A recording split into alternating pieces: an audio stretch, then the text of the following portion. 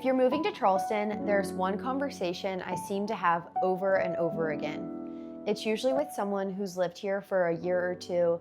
They've settled in, they've gotten to know the city, and they'll say something like, "If I could do it all over again, I think I would have bought somewhere else." Not because they hate where they live, but because once you actually experience Charleston, your priorities start to change. You realize that your favorite coffee shop, the restaurant you go to every Friday, the park where you walk your dog, or your commute all matter just as much as the house itself. So today I want to share Charleston neighborhoods that people consistently tell me they wish they had considered the first time around. These aren't necessarily the most famous neighborhoods, they're the ones that quietly win people over once they actually live here. Let's jump in.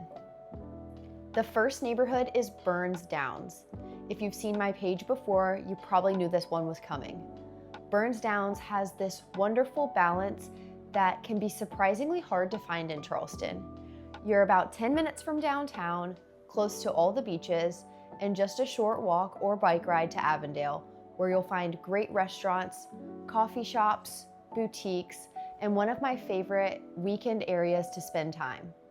The homes are mostly built in the 1940s and 50s, so the neighborhood has mature oak trees, established landscaping, and a lot of character. No two houses feel exactly alike. I think what surprises people most, though, is the lifestyle. You can walk your dog after dinner, wave to your neighbors sitting on their front porches, meet friends for dinner without driving across town, and still feel connected to everything that Charleston has to offer. It's one of those neighborhoods that doesn't always make the first list for relocation buyers, but once people spend time there, they completely understand why locals love it. The next neighborhood is Riverland Terrace. This one has such a loyal following. It's on James Island, but it doesn't feel like the suburban version of James Island that many people picture. Instead, it feels like its own little community. You have waterfront views, massive live oak trees, neighborhood parks, public boat access, and some fantastic local restaurants. People spend evenings walking or bike riding, grabbing dinner nearby, or heading out on the water.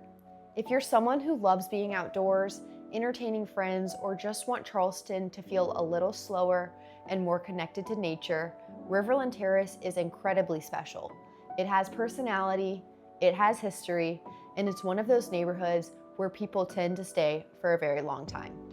If your budget allows, Old Mount Pleasant is another neighborhood that people almost never regret choosing. This isn't the part of Mount Pleasant with endless new developments. Old Mount Pleasant and Old Village feel established. You'll find beautiful oak trees, sidewalks, custom homes mixed with charming older cottages, a location that is hard to beat. You're close to Shim Creek, close to Sullivan's Island, and just a few minutes from downtown Charleston. One thing I love about Old Mount Pleasant is that it offers convenience without sacrificing charm. It feels lived in. People are outside walking, kids are riding bikes, neighbors know each other, and there's a real sense of community. For buyers who want a classic Charleston lifestyle without living downtown, it's hard to argue against it. Now let's talk about Charleston Village. If your dream is to walk almost anywhere, the neighborhood is very difficult to beat. You're surrounded by historic homes, beautiful architecture, tree-lined streets, and some of Charleston's most iconic parks. You walk to coffee in the morning, dinner in the evenings, or simply wander through the neighborhood and admire the homes. Now, living in downtown Charleston isn't for everyone. The homes are older, parking can be more limited, and there are definitely things to consider before buying. But people who truly value walkability and historic character, Charleston Village offers a lifestyle that's incredibly hard to recreate anywhere else.